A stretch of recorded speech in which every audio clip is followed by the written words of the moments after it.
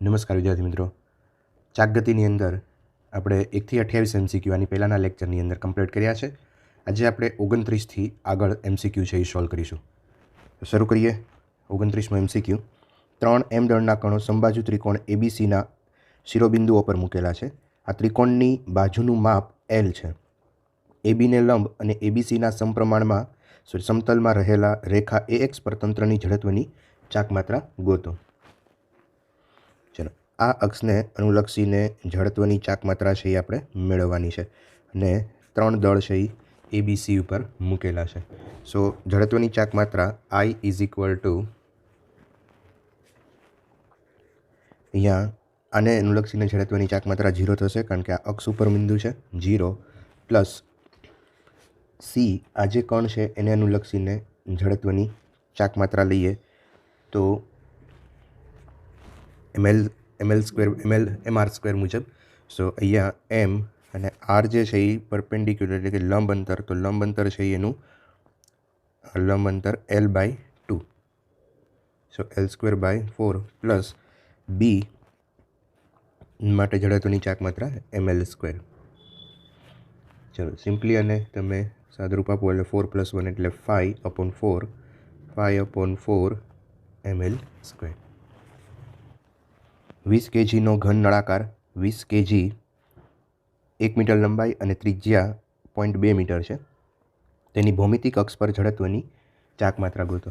નળાકાર એટલે ઘન નળાકાર કીધો છે એટલે તકતીની જડત્વની ચાકમાત્રા જેટલું જ થશે. તો અહીંયા ઘન નળાકારની જડત્વની ચાકમાત્રા MR²/2. સો M આપ્યો છે અહીંયા 20, R લેશું 0.2 squared and divided by 2. So simplify કરશું એટલે 0.4 kg મીટર² આવશે. આન્સર છે એ 0.4 આવશે. જડત્વની ચાકમાત્રા એ મિત્રો આપણે થિયરીની અંદર ભણી ગયા છીએ કે ટેન્સર રાશિ છે, કારણ કે જુદી જુદી દિશામાં એના મૂલ્યો છે એ જુદા જુદા હોય છે, માટે ટેન્સર રાશિ છે.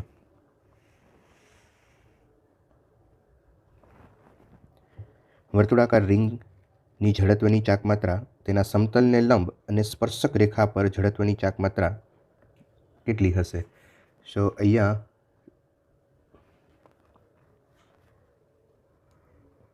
વર્તુળાકાર રિંગ છે અને એના કેન્દ્રમાંથી પસાર થતી અક્ષને અનુલક્ષીને જડત્વની ચાકમાત્રા આપણને ખ્યાલ છે અને આ આપણે મેળવવી છે. અચ્છા, આ વ્યાસને અનુલક્ષીને પણ આપણને ખ્યાલ છે અને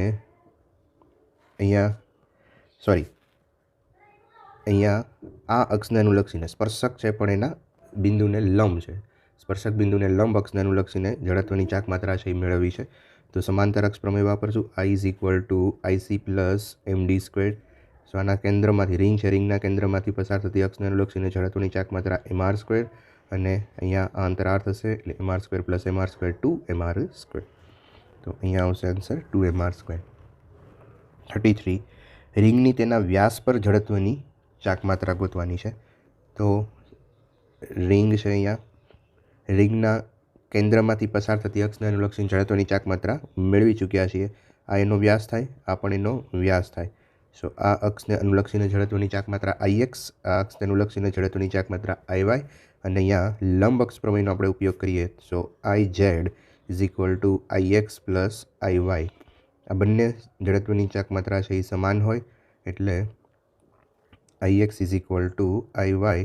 સો IX + IY is equal two 2IX અને IZ એટલે આના કેન્દ્રમાંથી અને સમતલને લંબ અક્ષને અનુલક્ષીને જડત્વની ચાકમાત્રા MR². આ 2 છે એના છેદમાં લઈ લેશું. સો IX is equal two MR²/2. ચાલો નેક્સ્ટ લઈએ આપણે 34. આકૃતિમાં લંબચોરસ લેમિના દર્શાવેલ છે. AB is equal two BC/2. AB is equal two BC/2. આ નાની છે અને આ ડબલ છે એનાથી. તો કોઈ જગ્યાએથી અક્ષ પસાર કરશો કે જેથી લેમિના પર જડત્વની ચાકમાત્રા 0 હોય. ચલો, અહીંયા AB અક્ષને આ અક્ષને અનુલક્ષીને જડત્વની ચાકમાત્રા 0 હોય. BC અક્ષને અનુલક્ષીને આ અક્ષને અનુલક્ષીને જડત્વની ચાકમાત્રા 0 હોય. EG અક્ષને અનુલક્ષીને જડત્વની ચાકમાત્રા 0 હોય કે FH આ અક્ષને અનુલક્ષીને જડત્વની ચાક માત્રા છે એ 0 હોય. તો મિત્રો અહીંયા પ્રોબ્લેમ બહુ સિમ્પલ છે કે જ્યાં દળનું વિતરણ, જે અક્ષથી જો દળનું વિતરણ જેટલું નજીક હોય ત્યાં જડત્વની ચાક માત્રા નજીક હોય. તો FH છે એનાથી દળનું વિતરણ અહીંયા સૌથી વધારે નજીક છે. આના માટે આ અંતર વધારે છે, આ વધારે છે. તો દળનું વિતરણ આના માટે દૂર થશે, આના માટે દૂર થશે, આના માટે પણ દૂર થશે. તો આ FH છે, FHથી દળનું વિતરણ નજીક હોવાથી જડત્વની ચાક માત્રા ન્યૂનતમ બને. નીચેનામાંથી કયા પદાર્થ કે જેમના દળ અને ત્રિજ્યા સમાન હોય તો જડત્વની ચાક માત્રા લઘુત્તમ મળે? તો અહીંયા રિંગ માટે જડત્વની ચાક માત્રા મિત્રો છે mr². તકતી માટે આપણે કોઈ પણ એક અક્ષને અનુલક્ષીને જડત્વની ચાક માત્રા લખીએ છીએ mr²/2. પોલો ગોળો, તો પોલા ગોળા માટે અહીંયા આપણે ડિસ્ક લઈએ અને પોલો ગોળો છે હેમિસ્ફિયર, તો એના માટે છે 2/3 mr². અને સોલિડ સ્ફિયર માટે છે 2/5 mr². તો જડત્વની ચાક માત્રા લઘુત્તમ ક્યાં બનશે? તો જેની જડત્વની ચાક માત્રા અહીંયા 2/5 mr² છે, તો નક્કર ગોળો છે એની જડત્વની ચાક માત્રા સૌથી ઓછી થશે. ચાલો, ટોર્ક, દ્રઢ પદાર્થનું સંતુલન અને એંગલ નમન પર આધારિત MCQ છે એ હવે અહીંયા જોશું. એક રિંગ અને નક્કર ગોળો જેને સમાન દળ અને ત્રિજ્યા છે અને તે સમાન કોણીય વેગથી જેની અક્ષ વ્યાસમાંથી પસાર થાય તે રીતે ભ્રમણ કરે છે. તો અહીંયા કોને રોકવો છે એ અઘરો છે. તો આન્સર અહીંયા સિમ્પલ છે કે ગોળાને રોકવો સરળ છે. અને શું કામ સરળ છે? તો અહીંયા સિમ્પલી આપણે ટોર્કની જે ફોર્મ્યુલા છે ટાઉ = I આલ્ફા, અને જે ટોર્ક છે એ પ્રપોઝનલ ટુ જડત્વની ચાક માત્રા છે. જેની જડત્વની ચાક માત્રા વધારે હશે એને એનું ટોર્ક છે એ વધારે હશે. તો ગોળો છે એને જડત્વની ચાક માત્રા ઓછી છે તો એને ટોર્ક પણ એને ઓછું લગાડવું પડશે. ચાલો, ચાક ગતિ માટે ન્યૂટનના ગતિનો બીજો નિયમ નીચે મુજબ દર્શાવાય છે. ન્યૂટનના ગતિનો બીજો નિયમ રેખીય ગતિ માટે F = ma and F =dp/dt. આ ન્યૂટનના ગતિનો બીજો નિયમ છે. તો Fની જગ્યાએ આપણે ટોર્ક લખશું ટાઉ = I આલ્ફા એન્ડ અહીંયા ટાઉ =dl/dt. તો અહીંયા ટાઉ =dl/dt એ આન્સર આવશે. ચાલો, આકૃતિમાં મીટરપટ્ટીનો અડધો ભાગ લાકડાનો જ્યારે બીજો અડધો ભાગ સ્ટીલનો બનેલો છે. લાકડાનો ભાગ O બિંદુએ કિલકિત કરેલો છે. સ્ટીલના ભાગ F જેટલું બળ લગાડવામાં આવે છે. આકૃતિ બીમાં સ્ટીલના ભાગને કિલકિત કરેલો છે અને તેટલું જ બળ લાકડાના ભાગ પર લગાડવામાં આવે છે. તો એમાં વધુ કોણીય પ્રવેગ મળશે, બીમાં વધુ કોણીય પ્રવેગ મળશે. કઈ બંને પરિસ્થિતિમાં સમાન કોણીય પ્રવેગ મળશે અને માહિતી અપૂરતી છે. તો અહીંયા કોણીય પ્રવેગ ને ફરી પાછું આપણે અહીંયા ટાઉ = I આલ્ફા જે છે એ ફોર્મ્યુલા લગાડીએ. ટાઉ પ્રપોઝનલ ટુ I, જેની જડત્વની ચાક માત્રા વધારે હશે એમાં આપણને ટોર્ક છે એ વધારે થશે. અને એનો તો અહીંયા બી પરિસ્થિતિ આપણે જોઈએ જેમાં સ્ટીલના ભાગને કિલકિત કરે છે અને તેટલું જ બળ લાકડાના ભાગ પર.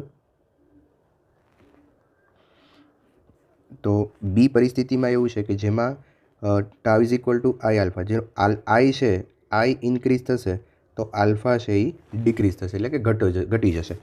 તો અહીંયા બી વિભાગની અંદર સ્ટીલના ભાગને કિલકિત કરેલો છે અને લાકડું છે એટલે લાકડાનું દળ છે એ સ્ટીલ કરતાં પ્રમાણમાં આપણે ઓછું હોય એટલે દળનું વિતરણ દૂર તરફ ઓછું થયું એટલે એના માટે I છે એ ડિક્રીઝ થશે, ઘટશે, અને I ડિક્રીઝ થશે તો આલ્ફા વધશે. તો બી વિભાગમાં વધુ કોણીય પ્રવેગ મળશે.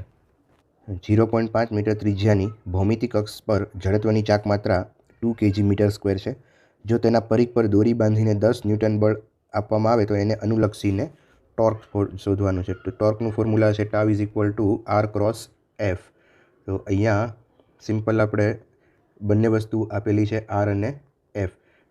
તો ફોર્સ આપ્યું છે 10 ન્યૂટન અને R આપ્યો છે 0.5. તો આન્સર આવશે 5 ન્યૂટન મીટર. ઉપરના પ્રશ્નમાં તકતી ચાક ગતિ કરે છે તો તેનો કોણીય પ્રવેગ કેટલો હશે? કોણીય પ્રવેગ માટે ફોર્મ્યુલા વાપરશો tau is equal to I alpha implies alpha is equal to tau upon I, અને તમે સોલ્વ જાતે કરી શકશો. ટોર્ક અહીંયા મેળવ્યું છે. આઈ જડત્વની ચાક માત્રા તકતી માટે mr²/2 અથવા તો અહીંયા જડત્વની ચાક માત્રા પણ એને આપી દીધી છે. સો ટોર્ક છે 5/2 એટલે આ થઈ જશે 2.5 રેડિયન પર સેકન્ડ સ્ક્વેર. ઉપરના પ્રશ્નમાં ક્યુ સેકન્ડ પછી કોણીય વેગની કિંમત કેટલી હશે? તો મિત્રો અહીંયા ક્યુ સેકન્ડની જગ્યાએ આપણે અહીંયા 2 સેકન્ડ કરશું. સો 2 સેકન્ડ પછી કોણીય પ્રવેગ કેટલો હશે? Omega is equal to omega 0 plus alpha T. Initial 0 લેશું. આલ્ફા આપણે લઈ આવ્યા છીએ 2.5 ઇન્ટુ 2, સો 5 રેડિયન પર સેકન્ડ. તો અહીંયા આન્સર આવશે 5 રેડિયન પર સેકન્ડ. ઉપરના પ્રશ્નમાં પહેલી 2 સેકન્ડ પછી કોણીય વેગમાનમાં થતો ફેરફાર ન્યૂટન મીટર સેકન્ડ કેટલી હશે? તો કોણીય વેગમાનમાં થતો ફેરફાર અહીંયા મેળવવો છે. સો ન્યૂટનના ગતિના બીજા નિયમ મુજબ આપણે જઈએ તો tau is equal two dl/dt and implies dl is equal to tau into delta T. ઉપરના પ્રશ્નમાં પહેલી 2 સેકન્ડમાં તકતીનું કોણીય સ્થાનાંતર ગણવાનું છે. તો ફરી પાછું અચળ પ્રવેગી ગતિના સમીકરણનો આપણે ઉપયોગ કરીએ. Theta is equal to omega 0 T plus half alpha T square. આ ફોર્મ્યુલાથી આપણે એનું કોણીય સ્થાનાંતર છે એ મેળવી શકશું. 0 પ્લસ ઇનિશિયલ 0 છે, 1/2 આલ્ફાની વેલ્યુ 2.5 અને આફ્ટર 2 સેકન્ડ. સો અહીંયા 2.5 ઇન્ટુ 2 એક 2 કેન્સલ થઈ જશે એટલે 5 રેડિયન એનો આન્સર આવશે. એમ દળ અને ચક્રાવર્તનની ત્રિજ્યા છે તે કોણીય પ્રવેગ કેથી ચાક ગતિ કરે છે. તો કણ પર લાગતું ટોર્ક કેટલું હશે? ટોર્કનું ફોર્મ્યુલા છે tau is equal to I alpha. આઈની જગ્યાએ આપણે ચક્રાવર્તનની ત્રિજ્યા mk² મૂકીએ તો mk² આલ્ફા એનો આન્સર આવશે. ઘંટીના પથ્થર 600 રેડિયન પર સેકન્ડથી ચાક ગતિ કરે છે. તે માટે 1.2 કિલોવોટ પાવર વપરાય છે. તો પથ્થર પર લાગતું અસરકારક ટોર્ક ન્યૂટન મીટરમાં કેટલું હશે? રેખીય ગતિની અંદર આપણે એક ફોર્મ્યુલા ભણી ગયા હતા F into V is equal two power P. સો એના ઉપરથી જ આપણે અહીંયા એક power P is equal two torque into કોણીય વેગ. તો tau is equal two P upon W. P છે એ આપણને આપ્યો છે 1200, ઓમેગા બરાબર 600, અહીંયા થઈ જશે 2 ન્યૂટન મીટર. સો ટોર્ક આવશે 2 ન્યૂટન મીટર. ચાલો અહીંયા 46 છે તમે જાતે કરી શકશો. આન્સર એનો વેગમાન આવશે 47. વ્હીલની ઝડત્વની ચાક માત્રા 5 × 10⁻³ kg મીટર સ્ક્વેર અને તે 20 રિવોલ્યુશન પર સેકન્ડથી ભ્રમણ કરે છે. તેને 10 સેકન્ડમાં ગતિ કરતું અટકાવવા જરૂરી ટોર્ક છે એ કેટલું હશે? તો અહીંયા આપણને 20 રિવોલ્યુશન પર સેકન્ડ એટલે એની આવૃત્તિ છે એ આપેલી છે 20 રિવોલ્યુશન પર સેકન્ડ એટલે હર્ટ્ઝ.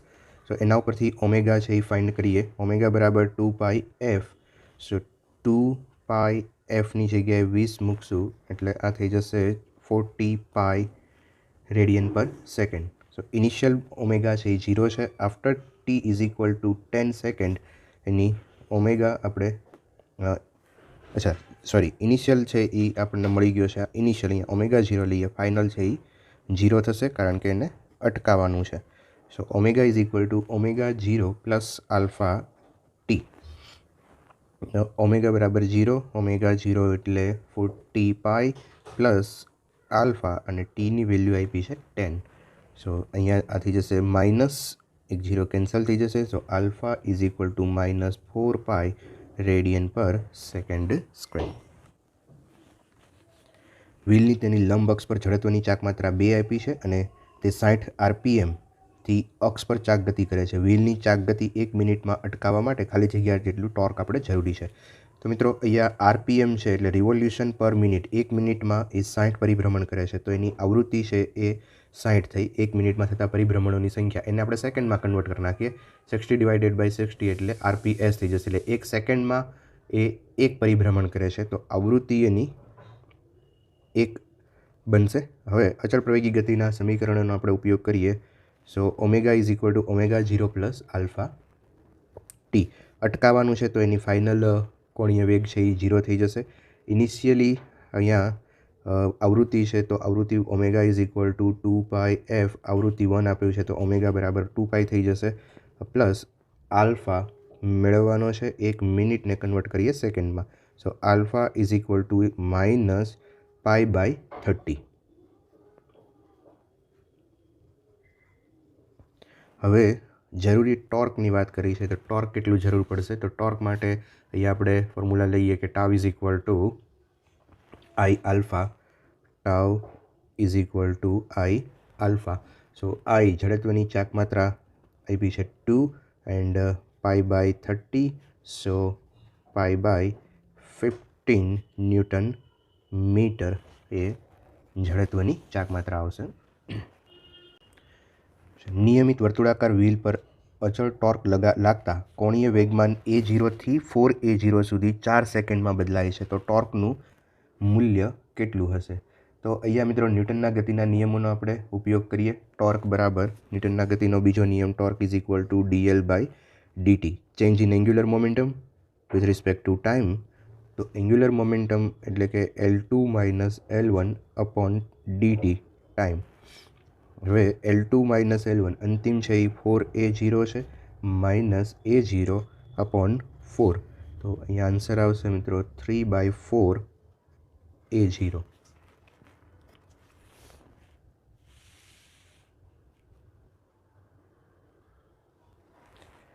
બળ F ન્યૂટન દ્વારા તે R બળ, અહીંયા મિત્રો બળ અને એક સ્થાન સદિશ R આપ્યો છે અને ઉગમ બિંદુની સાપેક્ષે ટોર્ક ગણવાનું છે. ટોર્કનું ફોર્મ્યુલા છે tau is equal two R cross F.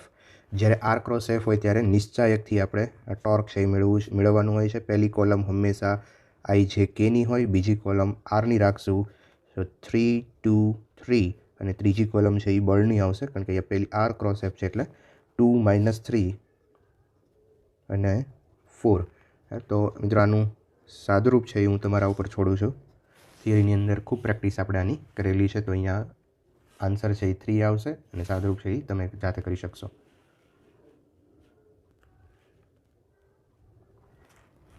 જ્યારે પદાર્થ પર ટોર્ક લગાડવામાં આવે છે તો ત્યારે અહીંયા જુદા જુદા ઓપ્શન આપ્યા છે. તો ટોર્ક જે છે tau is equal to I alpha છે. જો ટોર્ક છે એ કોન્સ્ટન્ટ હોય મિત્રો તો પદાર્થ તેની અવસ્થા જાળવી રાખે અથવા સુરેખ રેખા પર અમુક વેગથી ગતિ કરે, રેખીય પ્રવેગ મેળવશે, કોણીય પ્રવેગ મેળવશે. જો ટોર્ક લગાડવામાં આવે તો એ કોણીય પ્રવેગ છે એ મેળવશે.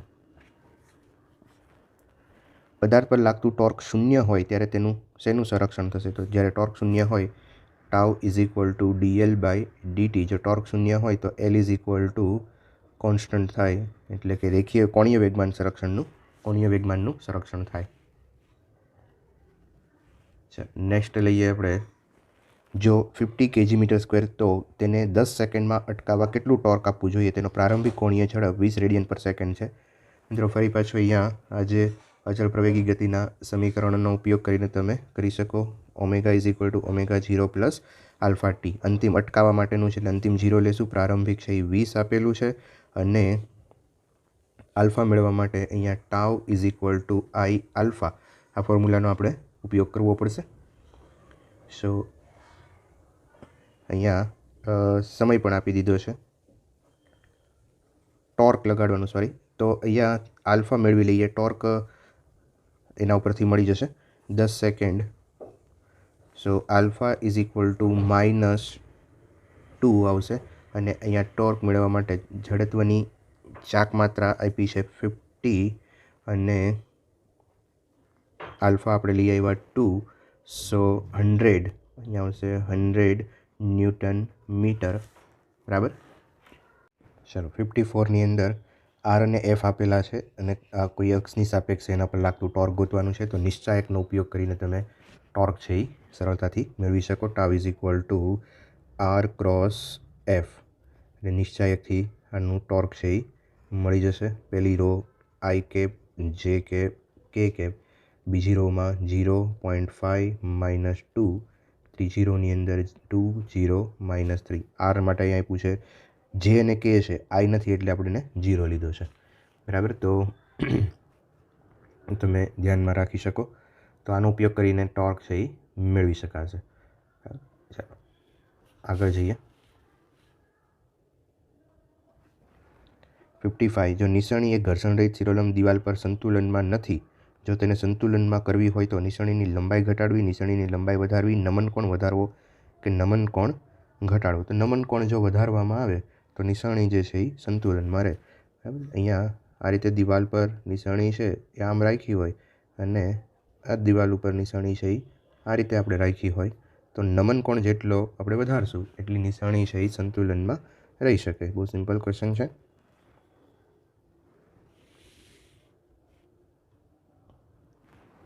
કોણીય વેગમાન અને કોણીય વેગ વચ્ચેનો અહીંયા આલેખ છે એ કેવો આવશે? તો કોણીય વેગમાન અને કોણીય વેગ વચ્ચેનો સંબંધ છે જે અથવા કોણીય વેગમાન જે આપ્યું છે એટલે J is equal to I omega. તો અહીંયા આલેખ છે એ સ્ટ્રેટ લાઈન આવશે. Y is equal to mx plus C જેવું આ સમીકરણ છે. તો આલેખ છે એ સ્ટ્રેટ લાઈન આવશે. જ્યારે કોઈ દળને સમતલમાં નિશ્ચિત બિંદુને અનુલક્ષીને ભ્રમણ કરે છે તો તેની કોણીય વેગમાનની દિશા છે એ આર. કોણીય વેગમાન છે આર ક્રોસ પી. તો આનું વેગમાન છે એ સ્પર્શકની દિશામાં હોય અને આર છે અહીંયા હશે. તો આર અને પીથી બનતા સમતલને લંબ કોણીય વેગમાનની દિશા હોય એટલે એ ભ્રમણાક્ષની દિશામાં આવશે, ભ્રમણાક્ષ પર આવશે. ચલો એક રિંગ કે જેનું 10 kg અને દળ એનું 10 kg અને વ્યાસ 0.4 મીટર છે તે ભૌમિતિક અક્ષને અનુલક્ષીને 1200 પરિભ્રમણ પર મિનિટથી ભ્રમણ કરે છે તો તેની જડત્વની ચાકમાત્રા અને કોણીય વેગમાન અનુક્રમે કેટલું હશે? તો મિત્રો અહીંયા ડેટા ઉપરથી બહુ ઇઝીલી આપણે કેલ્ક્યુલેટ કરી શકીએ. બે વસ્તુ ગોતવાની કીધી છે. એક જડત્વની ચાકમાત્રા, રિંગ આપી છે. રિંગ માટે જડત્વની ચાકમાત્રાનું ફોર્મ્યુલા છે I is equal to mr squared. I is equal to mr square. So M આપેલું છે 10, આર આપ્યું છે 0.2 એનો વર્ગ એટલે 0.54 kg મીટર સ્ક્વેર. સો બીજું અહીંયા આપ્યું છે 1200 પરિભ્રમણ પર મિનિટ છે. તો અહીંયા ઓમેગા આપણે પહેલાં મેળવી લઈએ. ઓમેગા ઇઝ ઇક્વલ ટુ પરિભ્રમણ પર મિનિટને રેડિયન પર સેકન્ડમાં ફેરવીએ તો થિયરીમાં ભણી ગયા છે રેડિયનમાં ફેરવવા માટે 2π અને મિનિટમાંથી સેકન્ડમાં જશું તો 60 વડે ડિવાઈડ કરી દઈશું. અહીંયા રેડિયન પર સેકન્ડ કન્વર્ટ થઈ જશે. હવે કોણીય વેગમાન L is equal to I omega. So અહીંયા જડત્વની ચાકમાત્રા છે એ 0.4 અને ઓમેગા અહીંયા 0 એક ઉડાડી દઈશું તો 20 ઇન્ટુ 2π. તો આનો આન્સર છે એ 50.25 જૂલ સેકન્ડ મળશે. બે પદાર્થ ને જમીનની જડત્વની ચાકમાત્રા 9. બે પદાર્થ માટે જડત્વની ચાકમાત્રા આપી છે 9 અને 1. તેમની ચાકગતિ ઉર્જા સમાન છે તેથી તેના કોણીય વેગમાનનો ગુણોત્તર છે એ મેળવવાનો છે. તો અહીંયા આપણને બંનેની ચાકગતિ ઉર્જા છે એ સમાન આપેલી છે. તો K1 is equal two K2 આપેલું છે. અચ્છા, ગતિ ઉર્જાનું સૂત્ર લખીએ. ગતિ ઉર્જા બરાબર p²/2m ઉપરથી અહીંયા L1 squared by 2I1 is equal to L2 squared upon 2I2. હવે implies L1 squared upon L2 squared is equal to 2 into 9 upon 2 into 1. L1 upon L2 is equal to 2 cancel કરી દો 3 upon 1. 2 cancel કરી દઈ આનું route કરશું એટલે 3/1 આ answer આવશે. ચાલો, એક પંખો કે જેની જડત્વની ચાકમાત્રા 0.6 kg મીટર સ્ક્વેર છે તેને કાર્ય ઝડપ 0.5 પરિભ્રમણ પર સેકન્ડ છે તો પંખાના કોણીય વેગમાનની સાચી કિંમત છે એ મેળવવાની છે. મિત્રો અહીંયા કોણીય વેગમાન મેળવવા માટે એલ ઇઝ ઇક્વલ ટુ આઈ ઓમેગાનો ઉપયોગ કરશું.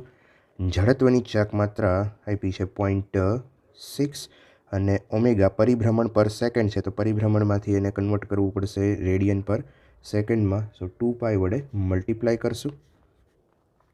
અને તમે કેલ્ક્યુલેટ કરશો એટલે 0.5 × 2 એટલે 1, સો 0.6 પાઈ kg metre square per second એનો આન્સર આવશે.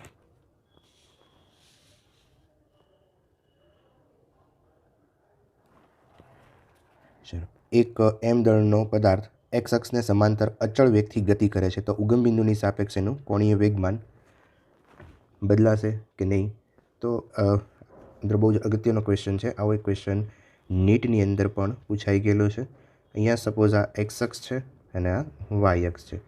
કોઈ કણ છે કે જે એક્સ અક્ષને સમાંતર અચળ વેગથી ગતિ કરે છે, આ દિશામાં અચળ વેગથી ગતિ કરે છે અને ઉગમ બિંદુની સાપેક્ષ એનો કોણીય વેગ ગોતવાનો છે. તો મિત્રો આ વેગ એનું જે દિશામાં છે એ જ દિશામાં એનું વેગમાન પણ હશે અને અહીંયા આપણે આને લંબાવીએ તો ઉગમ બિંદુની સાપેક્ષ એટલે આ અંતર જે છે એનું લંબ અંતર થશે. ધારો કે h લઈ લઈએ આપણે. હવે કોણીય વેગમાનનું ફોર્મ્યુલા મુજબ L = r ક્રોસ p અથવા તો RmV. ક્રોસ કાઢ નાખ p = mv. તો r એટલે લંબ અંતર છે, તો લંબ અંતર અહીંયા h છે, સો mvh એનું કોણીય વેગમાન થશે. તો હવે તમે જુઓ કે આ કણ અહીંયા હશે, કોઈ પણ જગ્યાએ જો આ દિશામાં જાય તો એનું કોણીય વેગમાન m માસ નથી ચેન્જ થવાનું, વેલોસિટી એની છે અને પરપેન્ડિક્યુલર ડિસ્ટન્સ છે એમને એમ રહેશે કારણ કે એ એક્સ અક્ષને સમાંતર છે. સો કોણીય વેગમાન બીકેમ કોન્સ્ટન્ટ. ઓકે,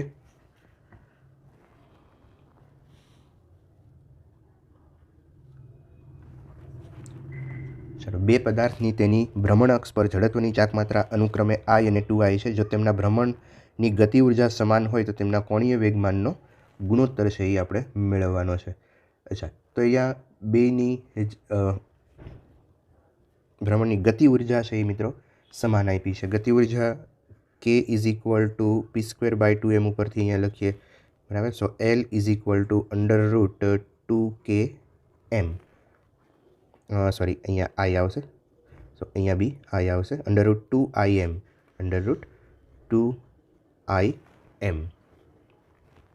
અચ્છા, હવે ગુણોત્તર લઈએ. L1/L2 = I1/I2, √I1/I2. L proportional to √I થશે અને અહીંયા વેલ્યુઝ આપી છે અને I અને I2 બરાબર છે 2I આપ્યું છે. સો આન્સર 1/√2 ઓર 1/√2. 64 લઈએ. 64ની અંદર એક પદાર્થની ચાક ગતિ ઉર્જા કે રોટેશનલ આપી છે અને તેની ઝડત્વની ચાકમાત્રા I છે, તો પદાર્થનું કોણીય વેગમાન એ કેટલું થાય? તો અત્યારે જ આપણે ભણ્યા √2ik. √2i અહીંયા m નહીં, સોરી, k. √2ik. તો અહીંયા પણ એ જ વસ્તુ આવશે, √2ik. ચલો, 65. એક પદાર્થનું દળ 10 kg અને ચક્રાવર્તનની ત્રિજ્યા 0.1 મીટર છે. તે આપેલ અક્ષને અનુલક્ષીને ભ્રમણ કરે છે. જો તેનો કોણીય વેગ 10 રેડિયન/સેકન્ડ હોય ત્યારે તેનું કોણીય વેગમાન એ કેટલું થશે? સો અહીંયા સિમ્પલ આપણે ફોર્મ્યુલા મૂકીએ. L = કોણીય વેગમાન I ઓમેગા અને આઈની જગ્યાએ મૂકશું ચક્રાવર્તનની ત્રિજ્યા ઓમેગા. દળ આપ્યું છે 10, ચક્રાવર્તનની ત્રિજ્યા છે 0.1 અને ઓમેગા છે 10. સો 1 kg મીટર²/સેકન્ડ. 66 લઈએ. એક કણ કે જેનું દળ 1 kg અને 0.2 વ્યાસવાળા વર્તુળાકાર પથ પર 31.4 સેકન્ડમાં 10 પરિભ્રમણના દરથી ભ્રમણ કરે છે તો પદાર્થનું કોણીય વેગમાન કેટલું હશે? ફરી પાછો કોણીય વેગમાન પર આધારિત ક્વેશ્ચન છે. તો અહીંયા આપણે જોઈએ તો ઝડત્વની ચાકમાત્રા પહેલાં આપણે મેળવીએ. I = કણ છે તો કણ માટે ઝડત્વની ચાકમાત્રા mr². સો m આપ્યું છે 1, r પણ 1, સો એનો સ્ક્વેર કરશો એટલે પણ 1 થઈ જશે. 1 kg મીટર². હવે એક પરિભ્રમણથી ગતિ કરે છે તો એના ઉપરથી આપણે ઓમેગા મેળવી લઈએ. Omega = 2πf. 2πની વેલ્યુ 3.14 અને f એટલે અહીંયા જુઓ તો એ 10 પરિભ્રમણ આટલા સેકન્ડમાં કરે છે તો એક પરિભ્રમણ માટે કેટલો ટાઈમ લાગશે? સો 10/31.4 અથવા તો આ આપણને આવર્તકાળ આપી દીધો છે. એમ પણ આપણે લઈ શકીએ કે એક અહીંયા 10 પરિભ્રમણ 31.4 સેકન્ડમાં 10 પરિભ્રમણ કરે છે. તો એક પરિભ્રમણ કરવા માટે કેટલો સમય લાગશે? તો 10 ભાગ્યા 31.4 આપણે અહીંયા કર્યું. અહીંયા છેદ ઉડાડી દઈએ તો અહીંયા કરશું એટલે 31.4 કેન્સલ થઈ જશે. 2 રેડિયન પર સેકન્ડ. હવે આપણે ફોર્મ્યુલા મૂકીએ L is equal to I omega. So I આપણે લઈ આવ્યા છીએ 1, ઓમેગા છે 2. So answer will be 2 kg metre square per second. અહીંયા લઈએ 67મો સવાલ. એમ દળનો કણ સમતલમાં આર ત્રિજ્યાના વર્તુળાકાર પથમાં ગતિ કરે છે. તેનું કોણીય વેગમાન L છે. કણ પર લાગતા કેન્દ્રગામી બળ કેટલું હશે? મિત્રો કેન્દ્રગામી બળ આપણે ભણી ગયા F is equal two mv²/r મુજબ. સો અહીંયા અને એન્ગ્યુલર મોમેન્ટમ અથવા કોણીય વેગમાન હમણાં આપણે ભણ્યા L is equal two mvr. So v is equal two L upon mr. હવે એ વેલ્યુ છે એ આપણે અહીંયા મૂકીએ તો કેન્દ્રગામી બળ FC is equal two m/r. વીની જગ્યાએ મૂકશું આપણે L² / m²r². સો અહીંયા થઈ જશે આ એક m છે એ કેન્સલ કરી દો. L² / mr³. So answer will B L² / mr³. તો મિત્રો અહીંયા આપણે અટકીએ. નેક્સ્ટ લેક્ચરની અંદર 68થી આગળ વધીશું. Thank you.